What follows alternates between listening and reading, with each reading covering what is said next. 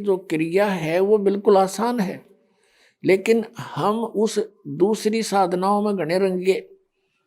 अब उस रंग को कति छोड़ना पड़ेगा। वो साधना आप जो पहले किसी तरीके से भी करते थे वो नहीं करनी है। अब जैसे आपको बताई जाती ऐसे ही करना। जैसे राधा स्वामी पंथ से आए हैं बहुत से भक्त, वो कहते हैं जी हमारा तो अभ्यास बन गया 2.5 घंटे सुबह बैठकर 2.5 घंटे शाम में, तो हम और जब तक ना बैठा हमारा मन सा ना भरता, तो ये नहीं करना आपने। क्योंकि वैसे तो ठीक है बैठे हो, समय मिल गया तो भक्ति करो, कोई दिक्कत नहीं है, मंत्र करो, बैठ के करो, लेकिन मेडिटेशन नहीं करना।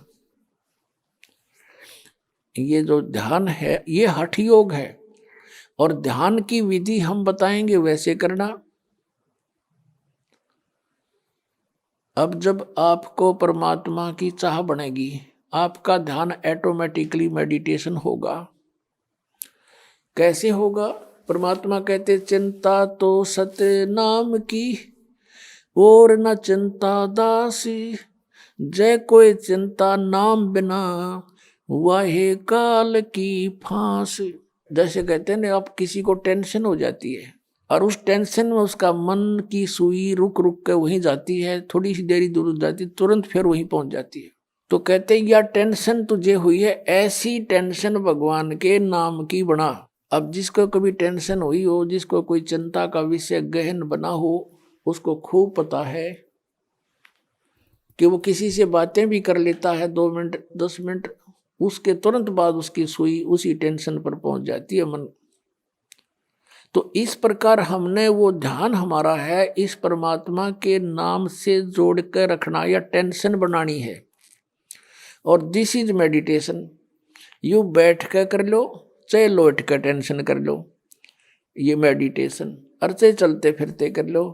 तो कहने का भाव यह है, बुद्धिमान समाज आसानी से समझ सकता है कि किस प्रकार ये भक्ति हो सकती है और कैसे हम इस समय का सदुपयोग कर सकते हैं। जैसे किसी को टेंशन हुई है, उससे पूछ कर देखो वो कितना समय उस टेंशन में लगाता है। संसारी कार्य में किसी से बात करने को दिल नहीं करता, उसी समय उस टेंशन पर ध्यान पहुंच जाता और टेंशन के कारण पर। तो ऐसे हमने ये हमारा सहज समाधि है, या संतों की सहज समाधि। तो ऐसे हमने इस नाम के ऊपर मेडिटेशन करना है। ये सुरत शब्द अभ्यास बताते हैं कुछ पंथ वाले, और कैसे कहते हैं हमारे गुरु ने 18 वर्ष तक एक बंद कमरे में बैठ कर, कोठे में कोठा, और वहां सुरत शब्द अभ्यास किया। इन्होंने मेरा सुरतर शब्द होता क्या है, और ये अभ्यास क्या किया उसने, बता डले डोए हठ योग किया। हठ योग नोट सुरत शब्द अभ्यास हठ योग नहीं होता, वो तो साधना। जैसे हम कोई मंत्र जाप करें, आपको नाम दिया है, वो नाम तो शब्द है, और उसके ऊपर ध्यान लगा के रखना, जोड़ के रखना, उससे 1 सेकंड भी दूर ना करना, ये सुरत शब्द अभ्यास है। यानी उसके नाम के ऊपर सुरती को जोड़े रखना। अगर परमात्मा कहते हैं कबीर जी, जीव्या तो मुख में फेरे और माला फेरे कर्मा ही, मनुआ तो 34 फेरे ये तो सिमरण नाही। उधर से आप समण कर रहे हो और मन सैर सपट्टे कर रहा है, ये समण नहीं है। आप क्या बोल रहे हो, किस मंत्र का उच्चारण कर रहे हो, चाहे मन मन कर रहे हो, चाहे श्वास से कर रहे हो, श्वास से भी जो जाप कर रहे हो उसके ऊपर आपका ये सुरत रहे। तुम बोल कौन सा मंत्र कर रहे हो, कौन सा छोड़ रहे हो, कौन सा ले रहे हो। और इसको अभ्यास करना, इसकी प्रैक्टिस करना, नॉन एज सुरत शब्द प्रैक्टिस, सुरत शब्द अभ्यास। ये कान बंद करके आंख बंद करके ये सुरत शब्द नहीं, ये तो बिला धुन सुनेंगे। फिर तो सुन ले चाहे ना सुन ले, तो बात जे रही अंदर जो कुछ हो तो हो ही रहा है। अब ये पिछले संस्कारों से आपके अंदर धुन आधी बज रही है, और वही परमात्मा की ट्राई कर रहे हैं पुण्यात्माएं जो पिछले संस्कारी। बाकी तो बात भी ना करते, घूटी लाओ मौज करें, अपना जैसा भी उनको धंधा करते रहते हैं। तो आपके अंदर पहले से ही विद्यमान है वो, जो कुछ भी आपको ये अनजान गुरु सुनवाया करते थे, धुन सुन ले धुन सुन ले। अब जैसे आपके बैंक में अकाउंट में, आपके खाते में, आपकी कॉपी में, और 1 लाख रुपया जमा हो गया। उस 1 लाख रुपए को आप चाहे डेली देख लो उस पुस्तक बैंक की कॉपी में, रोज देख लो, चाहे सारा दिन देखते रहो, वो तो 1 लाख जमा ही है आपके।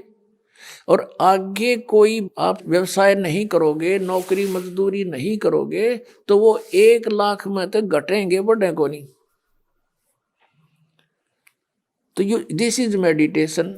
इस मेडिटेशन में आप सुनना चाहते हो, कुछ देखना चाहते हो, जैसे सतयुग त्रेता द्वापर में परमात्मा ने काल को इसलिए छूट दे दी थी कि उन दिनों में घने पुण्यकर्मी प्राणियों का जन्म होता है उस युगों में, और वो पिछले पुण्यकर्मी संस्कारी साधक होते हैं। प्रत्येक, चाहे कोई गरीब है चाहे अमीर है, चाहे कोई किसी वर्ण में जन्मा होता है, वो सभी भक्ति किया करते हैं उन युगों में। और उनका ध्यान लगता है, मेडिटेशन लग जाता है 1 सेकंड में। और व्हाट इज मेडिटेशन? मेडिटेशन है क्या उनका? जैसे हमारे शरीर में कमल बने हुए हैं, हमारी रीढ़ की हड्डी जो बैकबोन है, इसके अंदर की साइड में कमल बने हुए हैं, यानी कमल चक्कर बने हुए हैं। जैसे एक टेलीविजन के अंदर चैनल होते हैं, और जो भी चैनल ऑन कर दिया जाता है तो उस चैनल में जो कार्यक्रम दिखाई देता वो कहीं और स्थान पर विद्यमान है, और वहां से रिले होकर के वो सिर्फ दिखा रहा है कि ये चैनल में वहां ये कार्य हो रहा है। तो ऐसे ही हमारे शरीर के अंदर चैनल है, मूल कमल, फिर उससे 2 अंगुल ऊपर स्वाद चक्र, फिर नाभि चक्र जिसको नाभि कमल भी कहते हैं, और फिर हृदय चक्र, हृदय कमल, और फिर कंठ का चक्कर, कंठ कमल, और फिर त्रिकुटी का कमल, और फिर सहस्रार कमल। तो इस प्रकार हमारे शरीरों में चैनल बने हुए हैं, कमल है। और जो साधक होते हैं पुण्यकर्मी प्राणी, वही परमात्मा की खोज में कोई प्रयत्न करते हैं।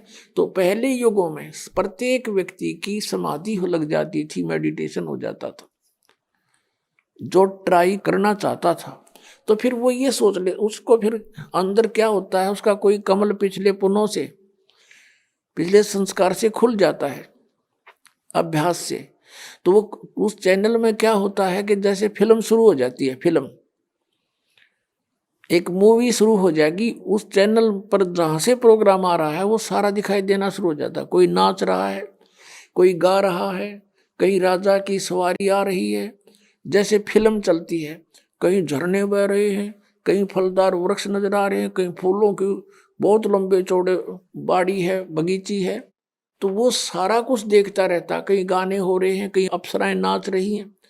तो मेडिटेशन करने वाले जो साधक होते थे, तो यो मन वैसे ना टेकने दे उनको, 10 मिनट भी ना बैठने दे। ये तो कई कई घंटे बैठे रहा करते, कई कई वर्षों तक बैठ जाते थे। अब अंदर यू बाहर की वस्तुओं से इस मन को अधिक अट्रैक्टिव चीजें अंदर दिखाई देने शुरू कर देती है, इसलिए ये फिर वहां धक्के खाता रहता, उस देखता रहता उस चैनल पर मूवी को। ना ये सिमरण करता, सिर्फ बैठ के हठ योग हो गया, इस तप बन गया। तप से राज प्राप्ति होती है, तप से राज मदमानम, और जन्म तीसरे फिर शुक्र सवानम। 2.5 घंटे सुबह बैठकर ये के ढूंढेंगे भगवान को, ये सिर्फ मूर्ख बनाने वाली बातें हैं। नीम हकीमों का ये तरीका है। तो ऐसे ये ऋषि लोग सतयुग त्रेता द्वापर में ऐसे साधनाएं किया करते, सभी करते थे। जैसे आपने महाभारत पढ़ा हो तो युद्ध के बाद श्री कृष्ण भी अपना ध्यान करता है, सिमरण करता है, अर्जुन भी बैठ जाता है, ध्यान करते हैं, सिमरण करते हैं। लेकिन सिमरण उस टाइम तो उनका युद्ध का वो था, कल क्या करना है, बेशक वो बैठ जाते थे, लेकिन वो जो समस्या थी उनकी, उन्हीं पर उनके विचार विमर्श आंतरिक होते थे।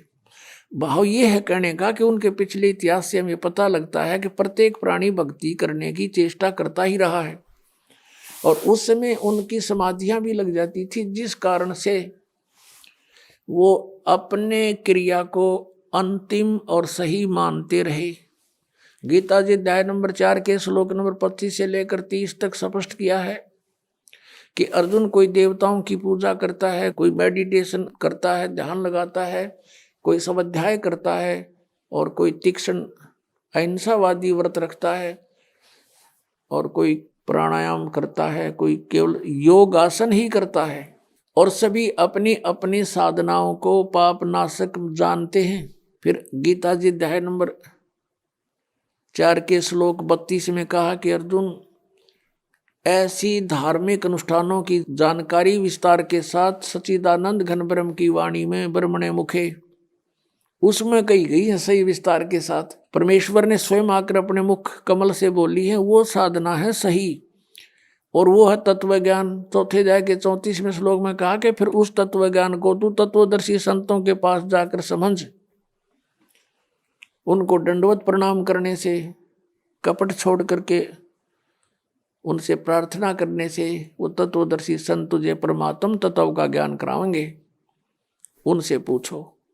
तो इससे एक तो ये सिद्ध हो गया कि Gita is not complete knowledge. Shrimad Bhagavad Gita में कंप्लीट स्पिरिचुअल नॉलेज नहीं है, इनकम्प्लीट है, लेकिन गलत नहीं कह सकते। हाँ, गलत वो है जैसे इस काल ने कुछ युद्ध कराने के लिए अर्जुन से अटकलबाजी की है। अभी आपको बता के 5वें अध्याय में वो कहता है कि ऐसे आसन लगा ले, ऐसे बैठ जा, नाक के आगे ध्यान लगा। ये इसका अपना मत है, स्वयं कहता है ये मेरा मत है, और बाकी वेद ज्ञान है। अब जैसे इसने युद्ध कराने के लिए अर्जुन से कहा दूसरे अध्याय के 37 और 38 श्लोक में कि अर्जुन, लाभ हानि को छोड़ के और किसी जय पराजय की भी चिंता ना करके तो युद्ध कर ले। अब पहली तो बात समझ की है कि बिना बगैर लाभ हानि के कौन सिर फुड़वावे, और फिर तुरंत कहता है कि यदि तू युद्ध में जीत गया तो पूरी पृथ्वी का शासन प्राप्त होगा, राज भोगेगा, और यदि तू युद्ध में मारा गया तो स्वर्ग में जाएगा, तेरे दोनों हाथों में लड्डू है, युद्ध कर ले। बता, इसका कोई थ्योरी है? पहले में तो कह रहा है कि लाभ और हानि छोड़ कर युद्ध कर ले, हार जीत की भी चिंता ना करे, और तुरंत लाभ हानि बता रहा है कि यदि मारा गया तो स्वर्ग में जाएगा, और जीत गया तो पृथ्वी का शासन भोगेगा। बता, आप पे लाभ हानि बता रहा है, फिर उनका लाभ हानि मत सोचे। तो ये इसकी अटकलबाजी जो इस तरह की बकवाद इस काल ने युद्ध कराने के लिए की है कि किसी तरह यू नाश हो, वो करवा दिया इसने। फिर सतगुरु संगत छोड़ के लाख वर्ष जप की नहीं, इंद्री कर्म ना मोक्ष हुए फिर काल के अधीन।